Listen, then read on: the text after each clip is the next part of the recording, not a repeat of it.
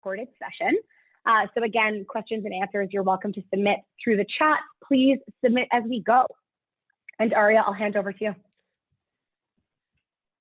The Canadian grant landscape is actually pretty built out. So we've got a lot going for us by being a Canadian business. And there are a bunch of reasons for that. And we're going to touch on that a little bit. But what we really want to focus on today is the advantage of grants, what are grants, understanding them.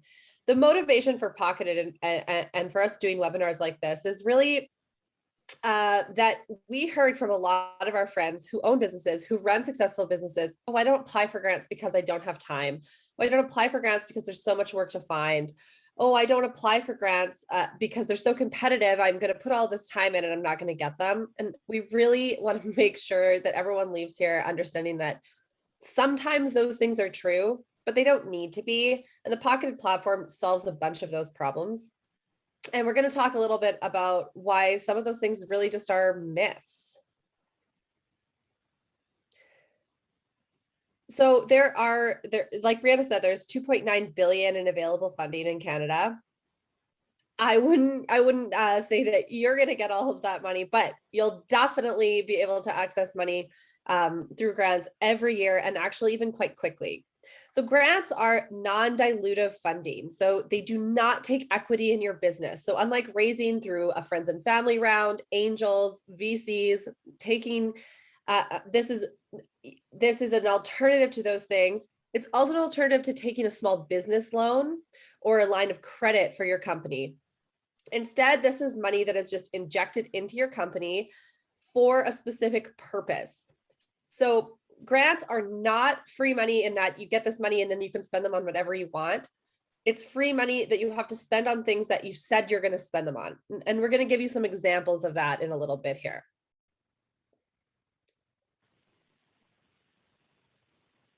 Are grants tax credits? No, they're not. And they're actually often taxable.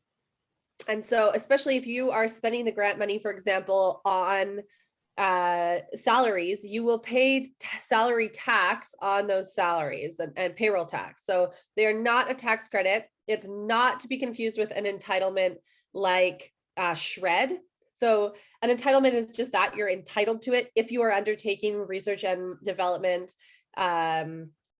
activities in Canada. You are entitled to SHRED tax credits. Grants are not an entitlement. You're not entitled to them. You do have to apply to them. There are a lot of advantages to accessing grants as well. So why does the grant funding exist? We get this question a lot, and it's a good one. Like, why would someone just give you free money to do things?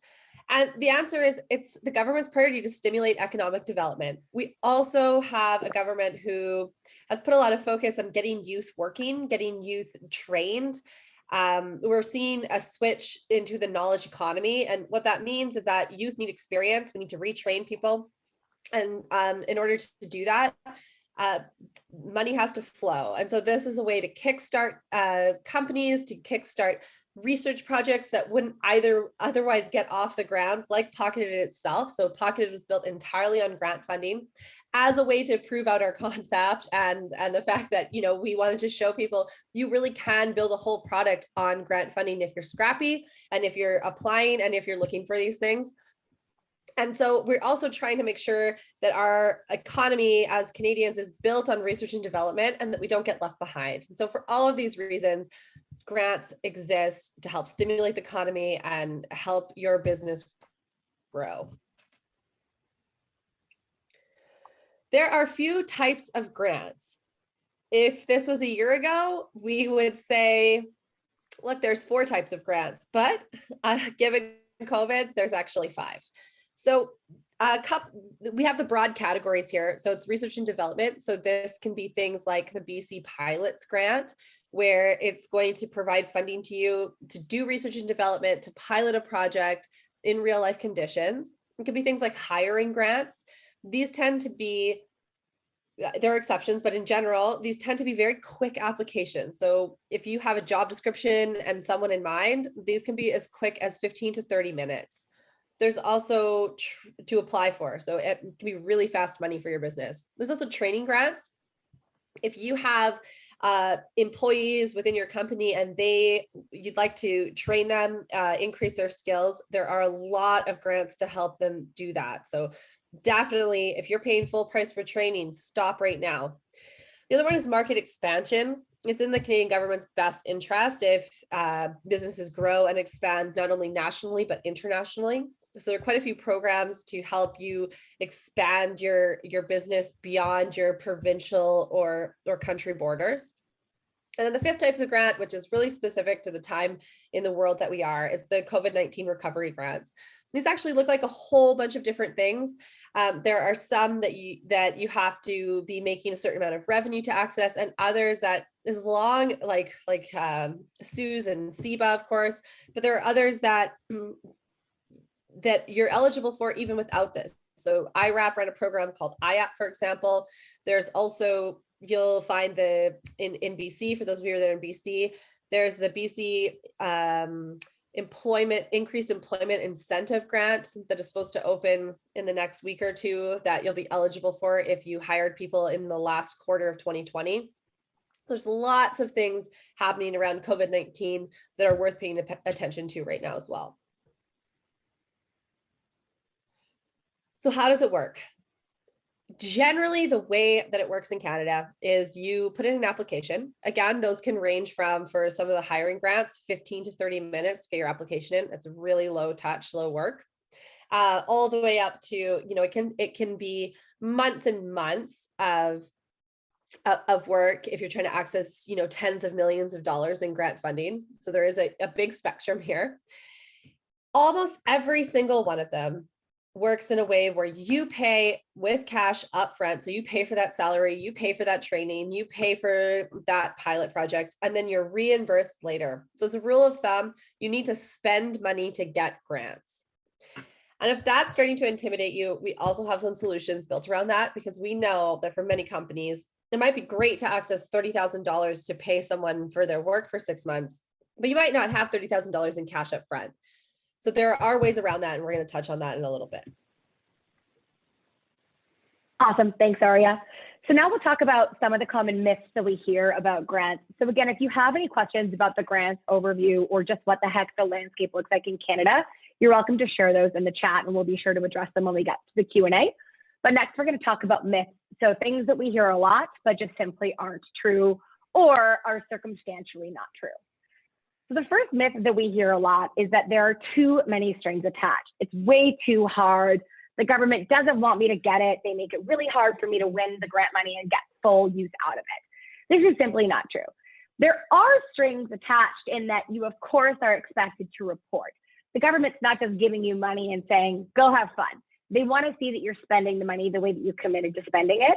So oftentimes, as Aria said, that means that you are spending the money up front, whether it's paying that salary cost, paying your government reimbursements for payroll, or paying for research and development, et cetera.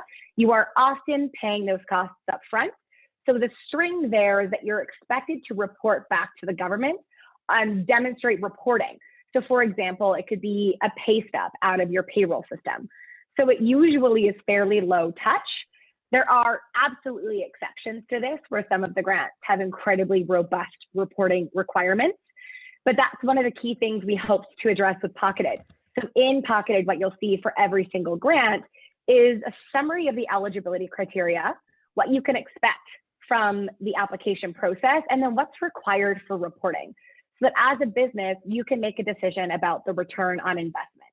Is it worth it for you to spend 30 minutes reporting to get a $15,000 grant? For some businesses, the answer to that would be absolutely, that's worth it. But for other businesses, we recognize that that may no longer be true. So ultimately, Pocketed gives you the information that you need to make an informed decision. Anytime you see grants that have really extreme reporting requirements, typically they're giving you millions or hundreds of thousands of dollars. So there's a lot at stake for the government. And the reason, again, that they're doing grants is to drive economic stimulation. So they need to be able to report on the economic outcome of those grants. And that's why they request that you do reporting. For those of you that have experience with grants and have experience with the pain around grant reporting, we will also tell you that there is a component of our product coming later this year that's going to help you streamline it. So the goal of that is to help make it easier and lower touch for you as well. So happy to share more for those of you that are interested.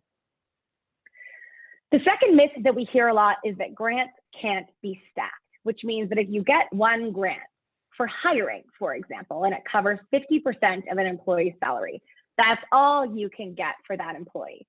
Well, at the end of the day, that's simply not true.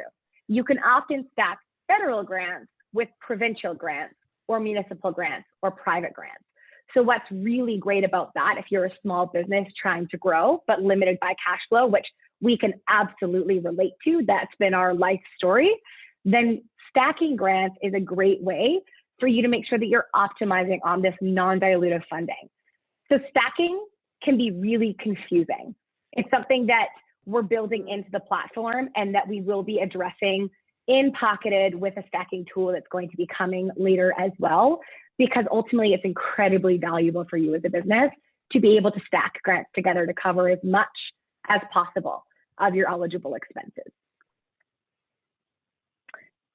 This is probably the myth that frustrates me the most and was one of our huge drivers to create Pocketed.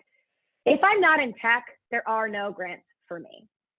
So a huge purpose for us behind creating Pocketed is to democratize access to non-dilutive funding and grants for Canadian businesses. And part of this is that we recognize that the startup ecosystem does a really great job of educating businesses on grant funding and the impact it can have on their business, what grants are, where to find them. But so often small businesses are not given this same education and access to opportunity. What we saw is that COVID shifted that. It did absolutely make more and more businesses in Canada aware and familiar with grant funding as a very accessible option, which is exciting. So we're glad to see today that about 50% of the businesses on this webinar are small businesses. You are not necessarily a technology or software-based startup. So we're really glad to have you here. And we want the message for you today to be very clear. You are as eligible for grant funding as every technology and innovation-based company in Canada. There are some grants that are very focused on innovation and research and development that of course you won't be eligible to access, but absolutely hiring grants, training grants, market expansion grants, and COVID-19 recovery grants, you can access. You'll also see some R&D grants that kind of overlap with COVID-19 recovery. So those are things that will help you build out an e-commerce store or new e-commerce functionality on your website. And those are really great programs that are starting to bridge that gap for traditional small businesses as well. So absolutely a massive cross-section of industries can access grant funding. As Aria said, this is driven by government priorities. So what you may see is that there's specific grant funding that's purpose-built for companies in agriculture or life sciences and biotechnology. So certainly there are some very focused programs, but there's also a lot of very generally available programs. So we're excited for all of you on the small business side to get access to Pocketed so you can explore grants and we can finally level the playing field for all businesses in Canada to access grant funding. So Ari and I are going to kind of tag team this a little bit. So I'll go first with tips and tricks to win. So these are some of our key tips to help you be successful in your grant applications. So our first tip I'll share, and it's know what you need. So this means two different things. Number one, be clear on your business goals. What are you trying to do? What does your business need to achieve your goals? Is it market expansion, and do you need financial support to export your products or expand your business into the United States or internationally? What do you need to grow? Is it hiring? Think about the different ways that you can approach the needs that you have in your business. So for example, if you want to grow your business, you probably need access to marketing. Something that you may consider doing and that we've helped a number of small businesses and startups do is instead of outsourcing your marketing needs to an agency, consider hiring somebody on an employment grant that helps you subsidize their salary up to 70%. And that gets you somebody in-house that's mostly grant funded. There's also some great marketing grants that can help you with that too. But in general, know what you need. The second part of this is to know what you need in the application process. So understand what they require from you. Do they need you to submit financial statements that are audited by an accountant? Do they need you to submit your registered business number, a job description? So be very clear on the application requirements and what you're going to need to submit, and start preparing those documents as soon as possible so that you can be really organized and ready to apply. We do have a great list that Ben, one of our marketing team members, put together of key things that you want to prepare so that you're ready to apply for grants quickly and can make that process less painful. So we'll share a link for that. Ben can share a link for that in the chat to our Grants 101 blog post that gives a really great breakdown of that. And the final thing on Know What You Need. Please, please, please read the eligibility criteria for the grant. Yes, our intelligent algorithms will match you to grants that you are eligible for. However, there are sometimes layers of criteria for a grant. So what that means is that although your business might be eligible, the specific project that you're trying to fund or role that you're trying to fund is not eligible for that grant. So that's something that we will be adding into the platform over time. But right now, it does require you to read the eligibility criteria carefully. Because what we don't want to see happen is that you spend 2 hours on an application that you go to submit only to learn you're not eligible for, based on something that you could have eliminated for yourself really early in that process. So again, the 3 things here: understand your business needs so you can identify the grants that are going to help to support that. Make sure you understand what's required of you in the application process and begin preparing that information early. And 3 is to really clearly review the eligibility criteria for your specific project and use case to confirm that you meet the eligibility criteria before you waste any of your time applying. Ari, I'll pass over to you for this one. Apply early. This is actually really important. A lot of the hiring grants in particular that'll offer you, again, 70% wage subsidy, so you're paying 30 cents on the dollar, or there's even a couple that will offer 100% wage subsidy for up to usually about $30,000. They are on a first come, first served basis. They are not competitive in that, there's going to be a formal review committee who reads over your application and evaluates it. They are evaluated as they come in the door, and they're evaluated only on, are they eligible or not? Some good examples of this are things like Ventures for Canada, which opens 3 times a year, I believe, for projects. And other ones include Magnet, Career Ready. And we're going to talk a little bit about these in a second, and things like Career Launchers and DS4Y. And there's some other things like, once you qualify for Ventures for Canada once, then you're eligible on a continuing basis and you don't have to redo that eligibility. So that's a great way to start accessing. I think it's up to $21,000 every 4 months that they'll provide for up to 3 students working for you. But that's a lot over a year, right? Now you're looking at $60K for, literally 45 minutes of work and then submitting the pay stubs that, yes, indeed, you did hire those students that you said you would. So it is really important to apply early. These deadlines come up and then they go down. So grants really work on a cycle. So we call it the grant cycle, which means some grants are open all year. Most open, and this is good news for everyone here, most open in the new fiscal year, which is starting officially on Thursday. So you're going to see a lot of grants open up next month. And there's usually another kind of influx of grants in September and the fall.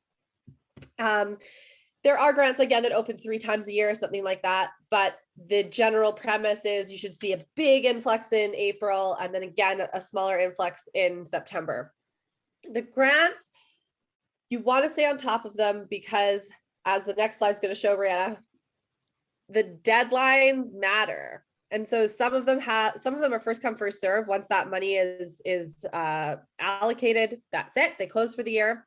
And other ones have deadlines. So you need to get that your application in before it closes if you want to get that money. Awesome. So like Aria said, staying ahead of deadlines is absolutely critical. Some grants are competitive, meaning that you have to have the best opportunity or the best project submission to be selected to be awarded that grant. Others aren't, which means that if you meet the eligibility criteria and you're one of the first to apply, you get it. As Arya said, most hiring grants fall in the non-competitive category. It is a first come, first served allocation on the funding, which is why it is absolutely essential that you apply fast and stay on top of deadlines. So what you'll notice in the Pocketed platform is that you also see some grants that are open until filled. Because some grants, especially those that are competitive or project-based, if they're in a very niche sector, for example, they don't often have a hard deadline. They will continue accepting projects and applications on a rolling basis. This doesn't mean that you're encouraged to take your time. We still encourage you to apply fast because they are reviewing applications as they're received. So we're going to give you some examples of popular grants to look at, but absolutely stay ahead of deadlines. Make sure that you're very clear on what's required so that you can prepare early and apply as soon as grants open. A question that I got asked recently in a one-on-one conversation was, should I apply for multiple grants at the same time? From our perspective, the answer is yes. Apply for multiple grants at the same time because you may not have the specific nuanced eligibility criteria for each of them. So hiring grants are an example of that. There are multiple programs that use the same federal pool of money for student work placement programs. So it's SWPP, and that funds a number of popular hiring grants for students, including Venture for Canada, Magnet, and Career Ready. So what that means is that each of those organizations has a slightly nuanced criteria. For example, Venture for Canada specifically funds people and students that are entrepreneurial. They will fund a massive cross-section of roles on business, customer success, shipping and logistics, if you're hiring for roles like that. They have probably the broadest cross-section of roles that they'll fund, but they want people who are entrepreneurial on the candidate side. Whereas Career Ready typically funds digitally inclined positions. So you need to demonstrate that the position is deeply rooted in digital technology, whether that's digital marketing, business development and strategy that is heavily involved with technology. And then Magnet's a little bit of a hybrid of the two.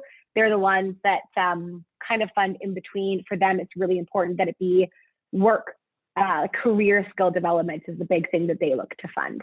So all of them have slightly nuanced criteria, and it can be valuable to get pre-qualified for different programs so that you're able to take advantage of the one that best meets your specific needs at the time.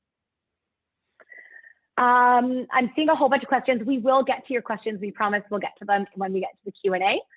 So Arya, I'll flip over to you for our last tip and trick. Use Pocketed. So we saw one question, what's the best way to find grants? Pocketed is our answer to that question. So when we were doing this, we were looking across a trillion websites, doing a bunch of Google searches. I don't know if you've been to the Government of Canada grants website. It is not easy to use. So what we're trying to do here is that we've developed some automated ways and some manual ways to kind of get all of the grants that we can possibly find and put them into our database and into one platform that's free to use. The grant information about grants is public. And so we're trying to say, yeah, it is public and that should be free and accessible. We're currently primarily focused on grants for businesses, but there are some options for nonprofits, and we expect that the database for nonprofits to expand significantly in the next quarter here. Our key focus for now is on startups and small businesses, but again, nonprofits, don't worry, things are coming for you. Awesome.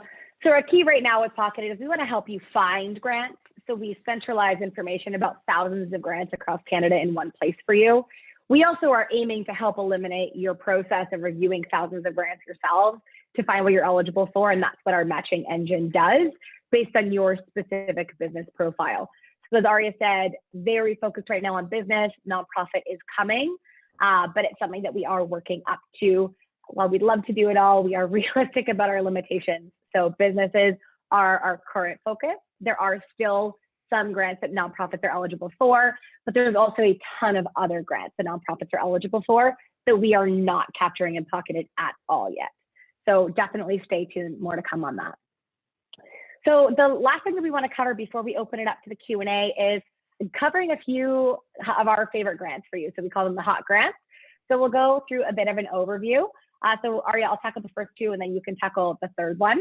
Sounds good. So the first program is Career Ready. So Career Ready is a fantastic program that's geared toward helping businesses employ youth that are under the age of 30. So that's how the government defines youth, under the age of 30 in Canada.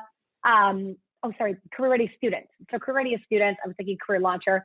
So again, it's very focused on students. I talked about it a little bit. It does employ students in digital roles. So you need to demonstrate a very clear connection with digital skills so that they're using technology to analyze data and make decisions, for example. Digital marketing roles are eligible, business and strategy roles are eligible, and certainly software roles. So if you're a small business and you're looking at this going, well, I don't have software roles, you can absolutely look at a social media position or a digital marketing position or somebody to help you build out, maintain your e-commerce website. They do have to be current students and they have to be going back to school, so they can't be graduating yet. They need to be still actively enrolled in their program through the end of the internship period. This program kicks in at the beginning of May and ends the end of August. So that is your time period for Career Ready. They do offer Career Readies on a rolling basis. So like Venture for Canada, this is an example of a program that you should be able to access on an ongoing basis unless the government changes the program and the funding for this. A couple of people are probably wondering, well, how much does it fund? Well, it depends on the student. So Career Ready and all of the student funding programs have made slight changes to their criteria. A lot of them were funding either 75% or in some cases 100% salary during the pandemic. They've now brought that back down to pre-pandemic levels. So what that means is up to 70% if the student is part of an underrepresented group in their sector. So for example, women in technology, and they often offer an extra subsidy if you're employing an Indigenous candidate or other underrepresented minority groups in the sector, and otherwise 50% subsidy. So that means that you'll get 50 to 70% of their salary covered, and you'll get that money back at the end of the term. So a really great program for you. Applications are fast. I did one for one of our digital marketing interns on Friday, and we had approval yesterday.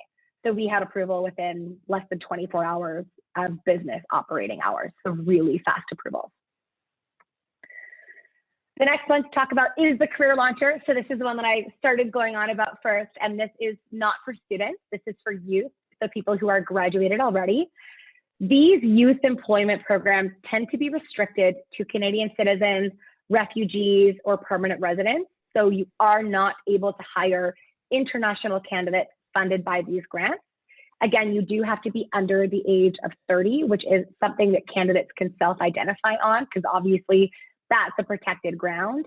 So a note for those of you, if you are doing hiring on these grants, what's a helpful approach for that is to add one question that says, this position is funded by a grant.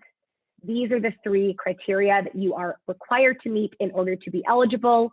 List out the criteria and ask the candidate, do you self-identify with being eligible with all of these criteria? So you're not asking them which of the criteria they're not eligible for. You're just lumping them together, because otherwise you risk violating protected grounds around things like your age, which is obviously not something that you want to get yourselves into, can get you into a lot of hot water. So the Career Launcher grants are fantastic. They do have grants that fund a few different streams. We have confirmation from them that digital tech is coming back for this spring. We are expecting that to go live later this spring is what they're telling us, which likely means as early as April, probably not sooner. You are actually able to go in and submit your application now. So we encourage you to do that. Again, you do submit a job description to apply for this program, and they fund specific roles. Digital tech is an example of a grant that is non-competitive. So it is absolutely essential that you apply fast if you want to tap into this grant. It's a critical thing to apply very, very fast. We don't know what the funding will look like for the spring term because it hasn't been announced yet. But in this last term, Career Launcher funded up to 100% of salary for up to 6 months for the employee, up to $26,000. So a substantial amount of money, especially if you were hiring for the first time. They also cover your employer costs to government, so CPP, EI, your contributions to that. And they also offered an up to $4,000 stipend for training. So a fantastic grant that gave you up to $30,000 per employee. And some organizations received multiple of these. Interesting note for some of you, this funding for this program actually comes from the same pool of funding that funds Digital Skills for Youth, or DS4Y. There are over a dozen delivery organizations on that.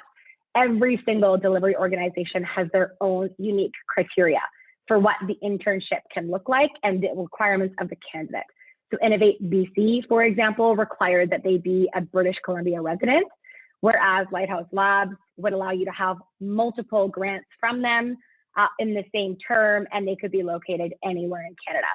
So really important to get clear on what program is going to best serve your needs and goals.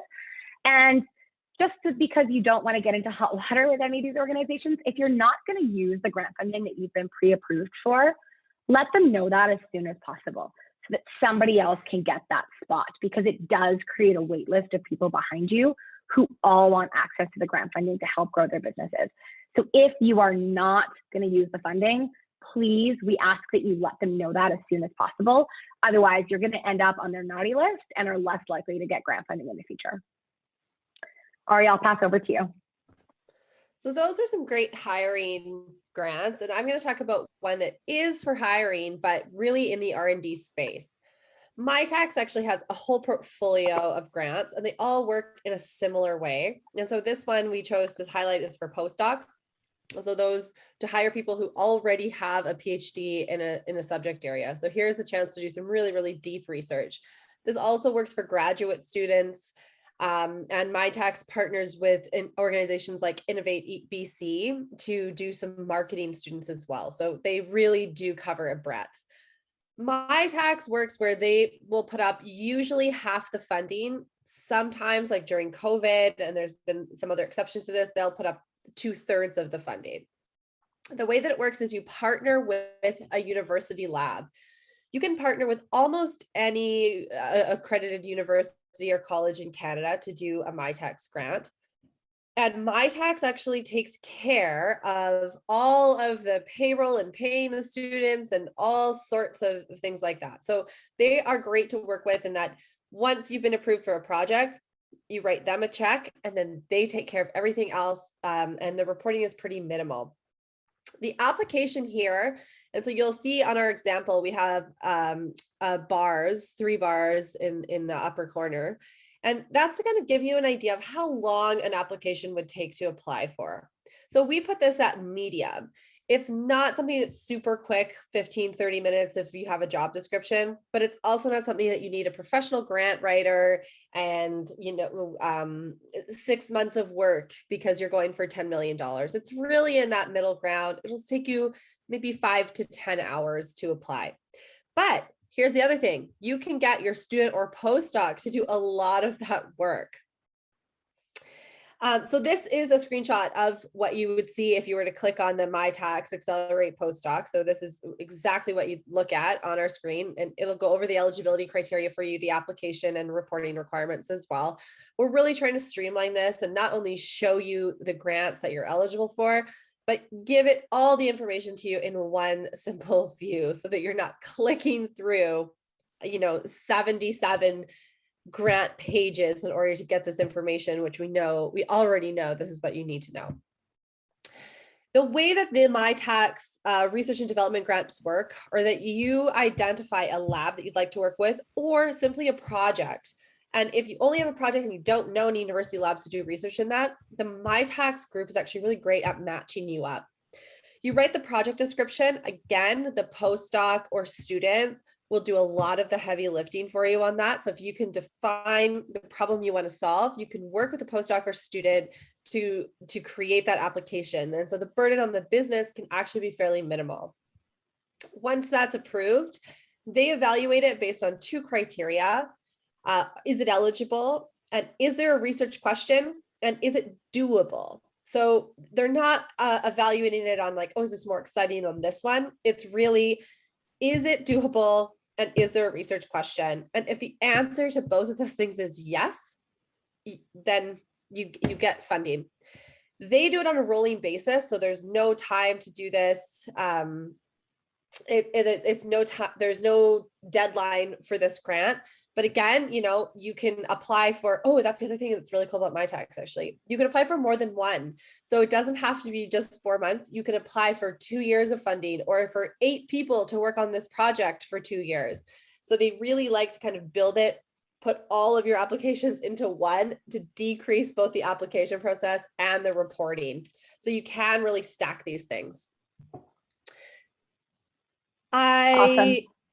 We'll flip over to, I think, now to Q&A, because I'm looking at time, but we want to make sure we have enough time. We've got to get through these questions. So a quick note for everyone, a lot of this may sound kind of aspirational. When we were building out the concept for Pocketed, we did what's called a proof of concept, meaning that we had one-on-one conversations with small businesses and startups across Canada. And out of those conversations would manually send them a list of grants we thought that they would be eligible to apply for. On average, companies that we helped in our proof of concept secured $60,000 and did about 3 hours of work applying to grants. So it is very attainable to access grant funding. And we encourage all of you to explore Pocketed and apply for grants that look like a good fit for your business, because it's a great way to help your business grow. We're just going to take a second and scroll back up to the top of this chat so we can address questions. And we encourage people to keep chatting in questions as they come up. Yeah, absolutely. So Aria, I'll read out questions. Okay. And then we can kind of we'll go from the top down so we don't miss anyone. Okay, so the first question is about whether or not Pocketed is appropriate for nonprofits as well. So Tammy, thank you for your question. As we addressed, Pocketed is primarily intended right now for for-profit businesses. However, there are absolutely grants that as a nonprofit you are eligible to apply for. What it won't cover off some of the big grants that you can get from private foundations, family funds, et cetera. So we encourage you to use other sources to identify grants for your organization as well. Ashni was asking if we could highlight which ones work well for grants that help startups that started during the pandemic. So what types of grants are you eligible for if you started during the pandemic? So Aria, do you want to talk about a couple of the key criteria before you're eligible for almost any grants in Canada, and then maybe highlight a couple that could be good? Yeah, a couple of things are, a lot of the grants that are COVID related are kind of over now, or they're tailing off. And what we saw in the last year was, if you weren't eligible for some of those larger programs, what you were eligible for is increased subsidies through things like Career Ready, through things like Career Launchers, through things like My Tax, which offered increased incentives to hire from. There were also programs, again, that are closed, like IAP, for which you probably would have been eligible. But what does it generally take to be eligible for grants in Canada? It's a fantastic question. You should be incorporated. You'll be eligible for way more things if you're incorporated than if you're not. And it helps to have payroll. So there are very, very affordable payroll services starting at $20 a month. If you even have one person on payroll that you are paying a very minimal amount to, you all of a sudden become eligible for these grants. There are also some that require you to be in business for X number of years. There are a few kind of tricky things you can do if you think you're going to start a business or a second business. Incorporate now. Just keep it there. It doesn't cost you anything, so that when you did pick it up, it has been incorporated for multiple years. We can also help you with that. So if you go to our website, there are links to, if you need help getting incorporated, we have some partnerships with some really affordable incorporation packages that can help with that as well. Yeah, JL, I apologize. All I see are your initials, but you asked a follow-up question to Aria's response. Are there any grants for unincorporated companies? And if there aren't a lot, what do you suggest we do to take advantage of Pocket in the meantime before we are eligible? So great question. I'm going to call you Jay because that's what I see there. So Jay, there are a handful of grants that are accessible to unincorporated companies, but it's less than 2% of the grants that are in the platform. So depending on the other eligibility criteria of your business, you may still see some grants in the platform. What you're going to notice is that if you indicated that you are an unincorporated company, the platform will only match you with grants that you can access as an unincorporated company. In the platform, you can go and update your grant profile or your business profile, which will change the list of grants that you match with. So you are welcome to go in there and identify that you are an incorporated business, which can then show you grants that you will be able to access once you are incorporated. In terms of incorporation, there are obviously huge considerations around your intellectual property if you're in the software space or technology space that may make it a little bit more complex to go about incorporation. But generally speaking, it's exceptionally straightforward and 100% something we recommend doing if you're interested in accessing grants. As Aria mentioned, we do have partners that will incorporate for you for under $500. A lot of the really good startup space ones will do it for a flat fee of between $1,000 and $1,500, where they handle all of your incorporation, your shareholders agreements, and give you boilerplate templates for NDAs, employment contracts, all the key things that you need to start up your business. So it's like a legal startup in a box, and they'll do it for you at flat fees. So Jay, we highly recommend looking into it for your business, depending on what barriers you have today to why you have chosen not to register, but it's something that we encourage you to look at. And you can email us, and Ben will chat our email, but marketing@deepend.io. You can email us there, and we'd be happy to help make introductions if that's something you're interested in. So we're going to swing back up to the top here and the questions. Some folks are interested in learning more about getting cash up front and stacking. So Aria, I'll kind of start on that question, and then you can jump in as well. So there is no way to get around needing cash up front. That is the simplest answer for you. There is no way to get around that requirement. However, there are solutions to help you get the cash that you need up front. So that's what we call grant-based financing. So we've established relationships with lenders across Canada who will extend a loan to you as a business based on the government receivable of the grant. So it's something that makes it accessible to you when you likely or may not have other collateral and assets as a business to receive a loan based on. So they will provide you with a loan based on that government receivable so you can get access to the funds you need up front while you're waiting to get reimbursed. So that's a great option. In terms of stacking, Ari, I'm going to give a really short answer to this because the answer is really that it's coming in the platform.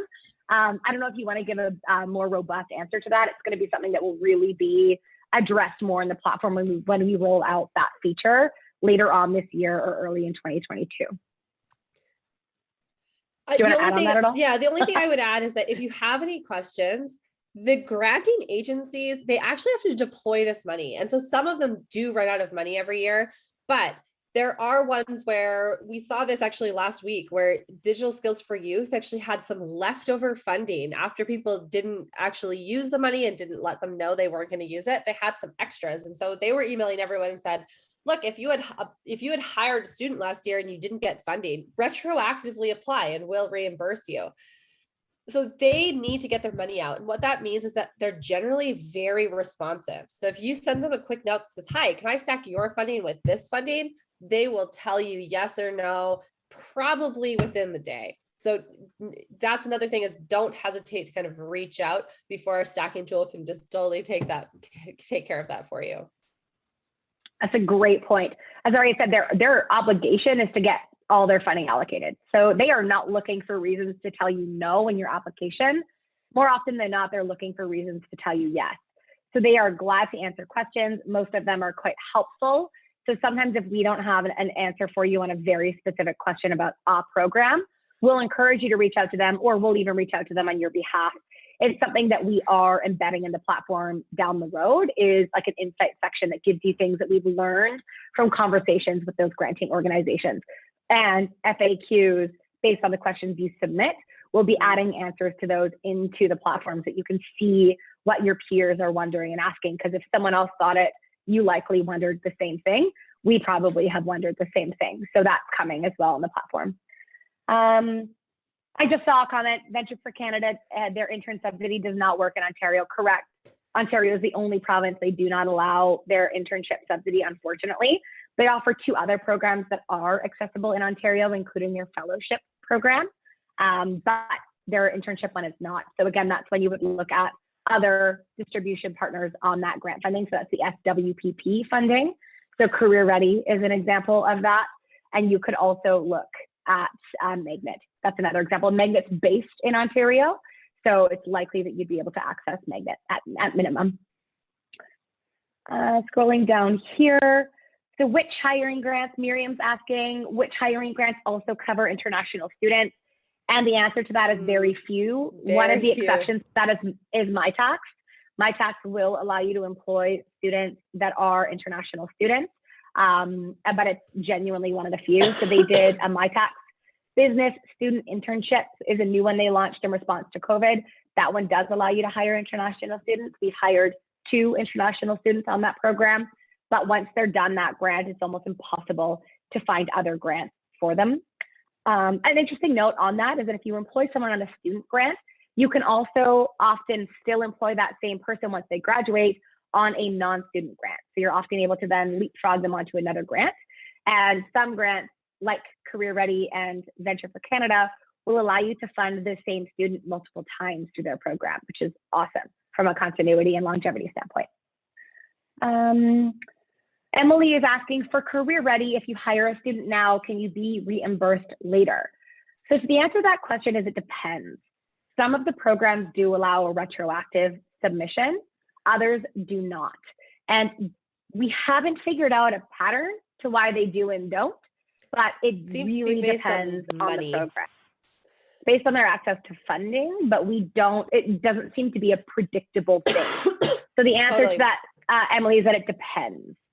But Emily, apply today. You'll hear by Thursday, and you can start the person on Easter Monday or Tuesday. Yeah. Faranaz, there's a hi Faranaz, is asking RE general criteria. Do co-founders on payroll count? And if the system doesn't have a third-party payroll, if the company doesn't have a third-party payroll system, i.e. we do it manually through our bank. So going to answer both of your questions. The first question, do co-founders on payroll count? The answer is in almost all cases, no. That's what you consider arm's reach or not arm's reach. And there are a lot of rules about that. An exception to this was the IAP or IAP grant that Ari has mentioned a couple of times, the Innovation Assistance Program. It was the version of Canada Emergency Wage Subsidy rolled out for innovation companies and startups that were pre-revenue and therefore didn't meet the CEWS requirements. That one did fund co-founders. We were fortunate to access that one ourselves. But as a rule, no, they do not typically fund co-founders. In terms of if you don't have a formal payroll system, well, then you're going to expect to manually create pay stubs, which we can tell you we have also done. It is painful and it is tedious, but it does work. And you can get around that if you create pay stubs that have all of the required information that would go on a formal pay stub from a system. I do want to clarify one point. While you often can't fund yourselves as co-founders with grants, having the co-founders on payroll does absolutely count as the company having payroll, 100%. So even if you're paying yourself $10 a month, actually you got to do a minimum of 15 because it's like 1 hour of work.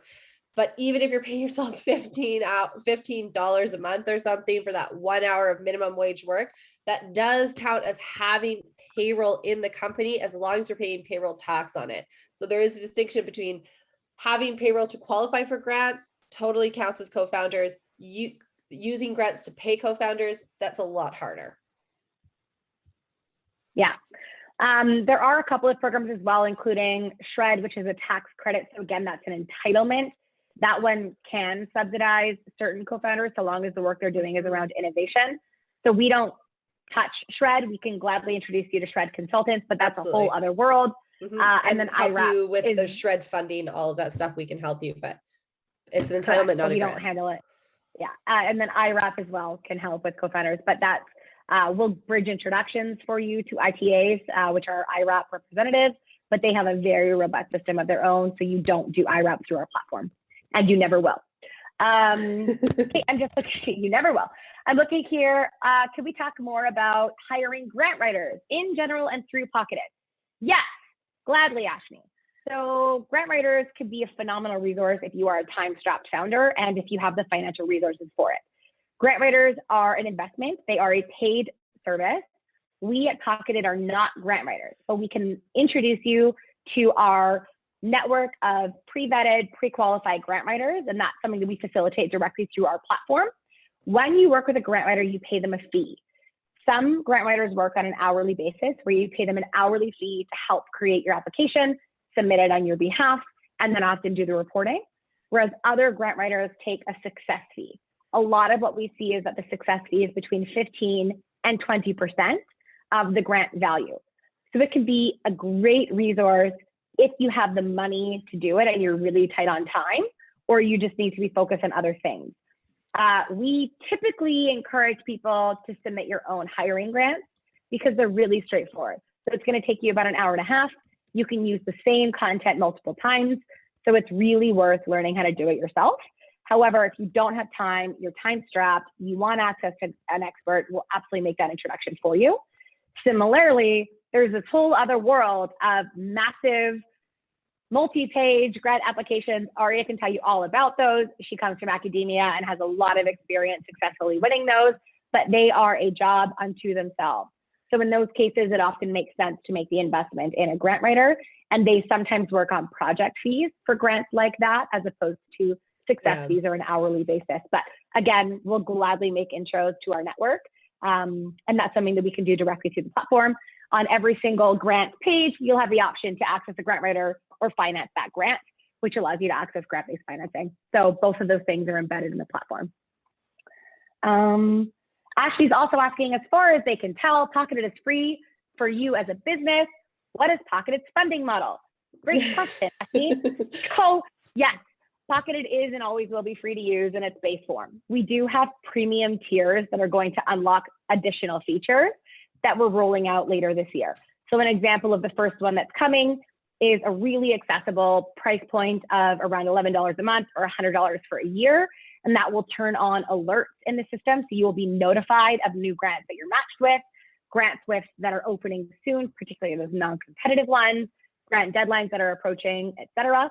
It'll also allow you access to advanced filtering. So being able to filter the platform by grants that are closing soon, by open dates, close dates, et cetera. So there's a bunch of functionality that's embedded in that premium tier. And then there's also more coming down the road around workflow automation for the application process of specific grants, particularly hiring grants. So don't pay a grant writer. We will help you do that for a much lower cost, automated through the platform, as well as things like reporting, streamlining that reporting, which I saw some people commenting on. So that's a feature that's coming later, but those will again be paid features. We also have enterprise customers. So grant consultancies, accountants, and recruiting agencies that pay to access the platform and manage multiple customers in it. And then we do have relationships with lenders and grant writers where when we make intros, and we'll make multiple intros for you, you'll pick, but oftentimes we are paid a thank you fee by them for making the introduction.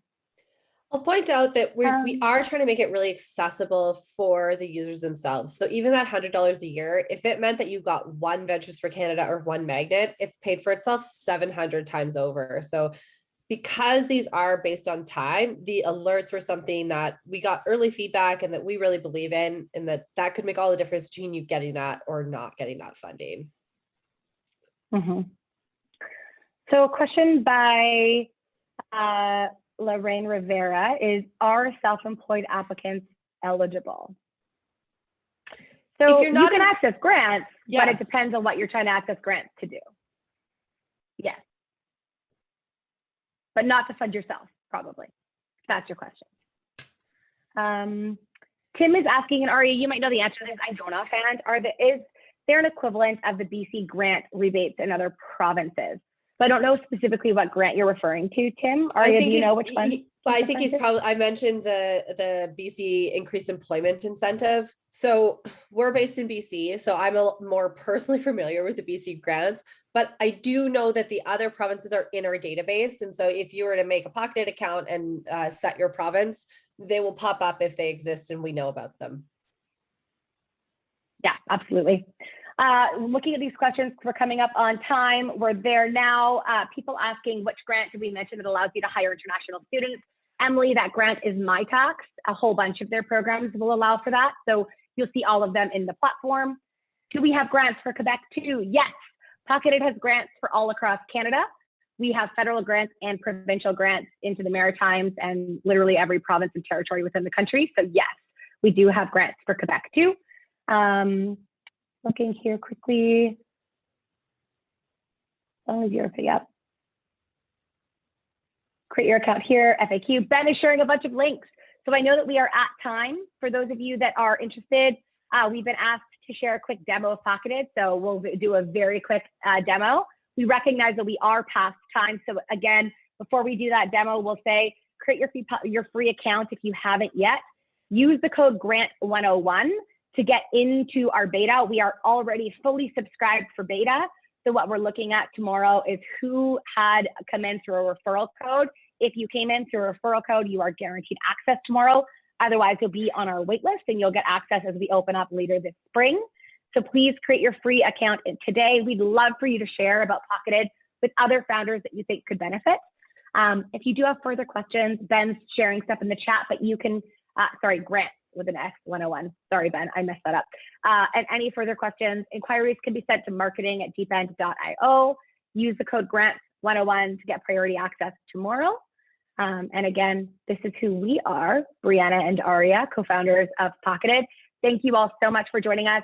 We are a super early stage startup and we are thrilled to have the opportunity to collaborate with all of you and hopefully help many of you access grant funding for your businesses. It's been a game changer for our own business and we are hoping to pay it forward and help to level the playing field to get everyone access to grants as well. I am going to quickly exit out of this and I will share a different screen so we can share a quick walkthrough of the platform for those of you who are interested. Exit out of all my screens. And again, we understand many of you have to go. No hard feelings. Thank you for joining. Share a quick overview. So I'm going to come here, just getting it set up on my screen. Okay, I will share my screen.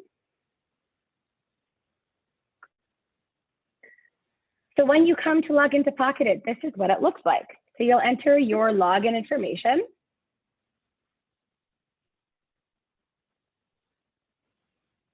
And you'll sign in. And the platform will take you here. So the goal was to make it really easy to navigate and use Pocketed. We wanted it to look familiar and frankly, be kind of friendly because grant funding is the opposite of friendly. It is daunting, it is confusing. We wanted Pocketed to be simple, straightforward, and accessible. So when you come in here, again, you can get help with accessing our team. You can apply for grant-based financing if you need help with cash to actually use grants.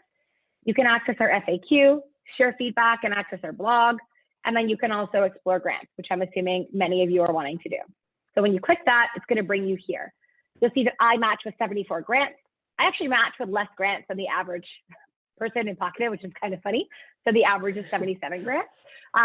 So you can filter by the type of grant you're looking for. Again, we often are using hiring grants because our key goal right now is hiring a team that will help us continue building on Pocketed and make it even better for you as users. So when you go to hiring grants, you'll see that it tells you I have 40 hiring grants that I match with. So my tax grants, you'll see there's a whole bunch of different types. There's IROP.